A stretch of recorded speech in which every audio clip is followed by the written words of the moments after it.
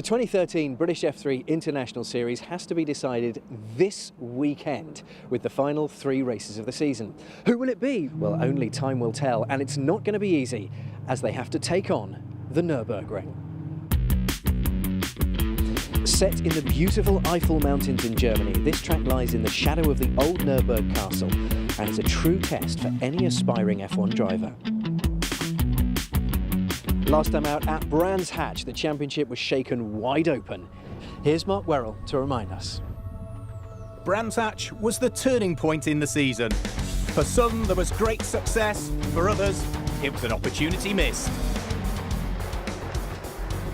The national class battle really heated up as rivals Ed Jones and Sun Cheng went wheel to wheel and collided. However, Sun still left Brands with enough points to claim the crown. Of course, the national class is not my final goal. I'm heading towards the international class maybe for next year. So it's a lot of good experience for me to race in national class and won the championship. In the main championship, the title battle was blown wide open. It was a disastrous weekend for Will Buller. The man from Northern Ireland had 3 tough races that put him on the back foot and cost him the lead in the series. It was a terrible weekend, really. Just had a few problems with the starts, and then the last race I was taken out of. But you know, it can happen to all of us. And there's 3 races this weekend to turn it around again. So I think there's 3 points in it now. So I'm looking forward to it. It'll be a good fight, and the pressure's on Jordan. So. Jordan King benefited from Will's problems. The driver from Leamington Spa had a strong weekend, taking 2 second places and, crucially, the lead in the points. Well, we've been strong speed-wise all year. You know, we've had 4 double poles and 4 double seconds, so you know we've been really quick. But some of them we haven't converted into results we've wanted. But yeah, Brands Hatch, we had a couple of seconds and a 4th, which pulled the points back in the championship to just being in front. So yeah, that was crucial coming into this weekend to be in the lead. So after 9 races, it's still wide open, and mathematically 8 people can still win. But realistically, it's now a 3-way fight for the 2013 crown. Jordan King has only a 3-point buffer from Will Buller, and right there keeping them honest is the quick Italian Antonio Giovinazzi. Well, 3 points is 3 points, but when it's 25 points for a win and 18 for second, you know, there's a big gap in between first and second. Another race, the championship will look after itself. Whoever wins the races will take the championship. If I can win in the first year already the British F3, like the best championship in F3, I'm really happy.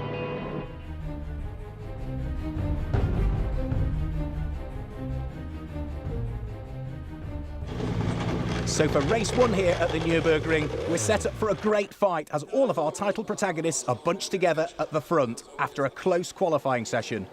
Jordan King claimed pole with Will Buller right alongside him in 2nd place, and breathing down their necks is Antonio Giovinazzi in 3rd. So the cars line up for round 10 of the Cooper Tyres British Formula 3 International Series. All the title rivals at the front, and well, for Will Buller, he seems to be struggling with gears on the start line there. Rest of the field just getting themselves into position now, ready to get this 10th round of the championship underway. And well, white smoke for Will Buller. That looks rather serious as he sits there on the front row of the grid. And well, black smoke would tend you to think that that's very serious indeed. Shake of the hands from Will Buller. Yellow flags waving at the front of the grid, and clearly all not well for the man who sits on the outside of the front row of the grid. Off comes the steering wheel, and for Will Buller, it looks as though the race isn't even going to get underway. On board, you can hear Will Buller struggling with the gears. Then the smoke starts to appear, and for Will Buller, his season goes from bad to worse. Well, you can hear the team arguing with the officials, and well, I think it's the air filter is what they're indicating is the problem with the car. Therefore, they're very hopeful they'll be able to get Will Buller back out into this race, which, in his absence, is about to get itself underway. Jordan King, therefore, sitting on his own on the front row of the grid. He gets a good start, as does, by the look of things, the yellow and red car, number 8 of Antonio Giovinazzi, who instantly tucks in behind the championship leader. And as they dive their way down into the hairpin in the arena section of the circuit for the first time, it looks as though it's Nicholas Latifi who's managed to slide his way through into 4th place. We ride on board with Tatiana Calderon, who is running wheel to wheel with Spike Goddard. Spike Goddard on her right, the national champion from last year, returning to the British Formula 3 International Series, but in the international class this weekend. There is the blue car of Nicholas Latifi. He runs side by side with Jan Mardenborough. Jan Mardenborough, though, able to squeeze his way through as the French-Canadian sits behind. Still stationary in the pit lane is Will Buller, and he can see his championship hopes fading ever further away whilst the race goes on. Down the hill and in towards the braking area for the right-hand hairpin as we ride on board once more with Tatiana Calderon.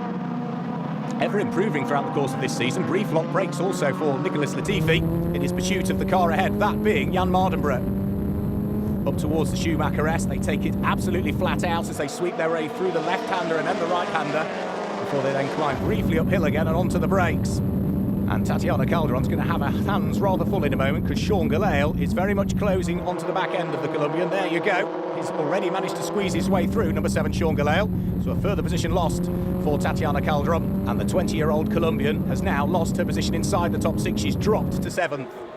Well, for Will Buller, the season and the last 4 races now have gone from bad to worst. He clambers out of the car. And surely now that as good as put pays to his championship hopes as Tatiana Calderon tries to reassert herself back into 6th place. She runs side by side with Sean Gelael as the two of them as one turn their way in towards the first corner. She's going to be forced a little bit wide on the exit and therefore has to tuck back behind the double R racing machine once more.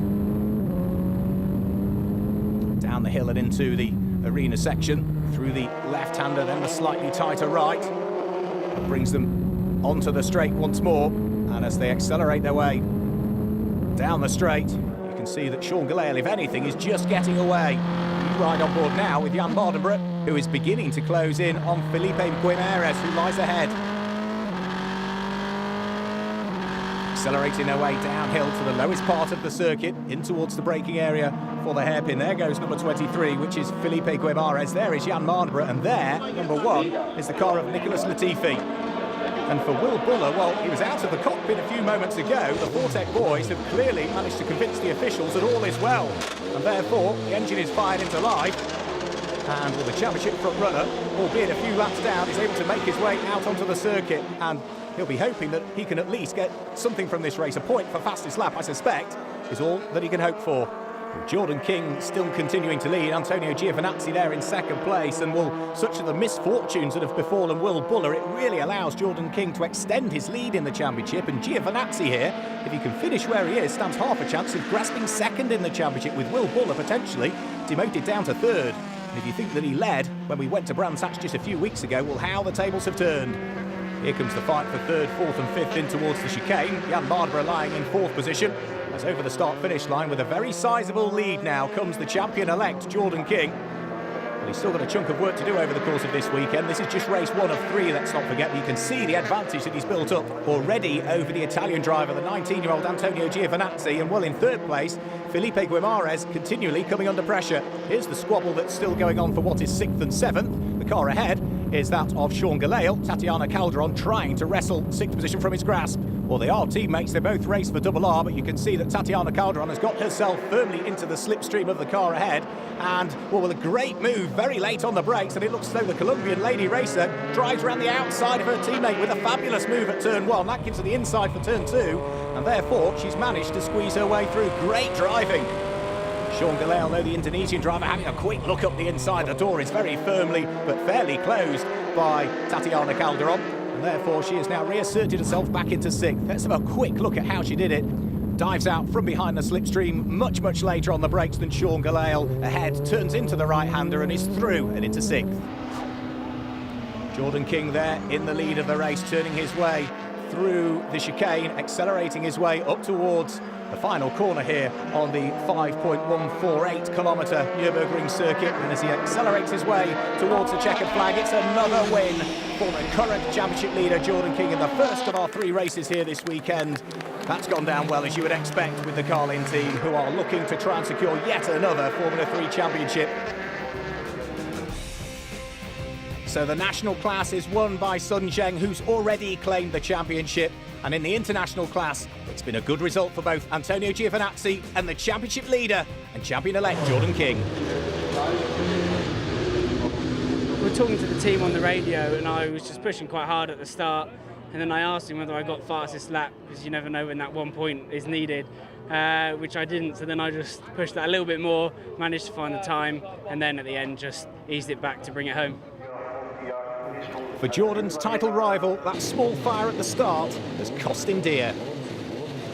The airbox caught fire at the start, the filter inside, so I was coming up to the grid and I felt a little bit of a problem, and I didn't want to take over that well, so I gave it a few revs and I looked in my mirror, and next thing you could see the smoke and the flame in the whole of the airbox. So it's just a shame, you know, you couldn't ride it, but that's the way it goes, really.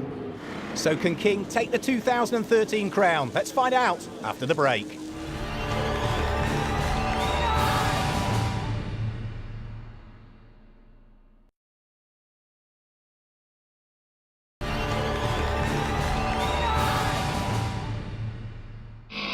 Back in the early 70s, there was a young British Formula 3 driver just starting to make a name for himself. James Hunt went on to win the 1976 Formula 1 world title. But it was in Formula 3 where he met Lord Hesketh and his team, who gave him his first break. However, it was a relationship that didn't quite go to plan to begin with. We'd started together mid-72 with Formula 3, and that was a disaster. The 3 races in Formula 3 that I did for the team since joining Hesketh Racing, which culminated without even finishing a race. So that sort of folded that up, and I went off Formula 2 racing with a chassis that I'd been given from March. This was in the second half of 72, and he suddenly took the rather intelligent view, we all thought, that at the time he reckoned, and as it turned out to be, he was correct, that we could do Formula 1 for about 30% more than it was costing to do Formula 2. And his philosophy, very simply, was if I'm going to fool around at the back of the field making a fool of myself, I'd rather do it in the real thing than in Formula 2. So because we were no good at Formula 2, we moved up to Formula 1. And that was how we got into Formula 1.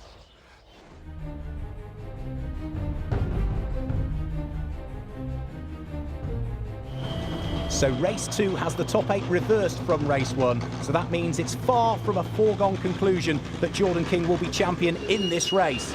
However, his rivals really need to go for it to keep him behind if they're going to take it to the last race of the season.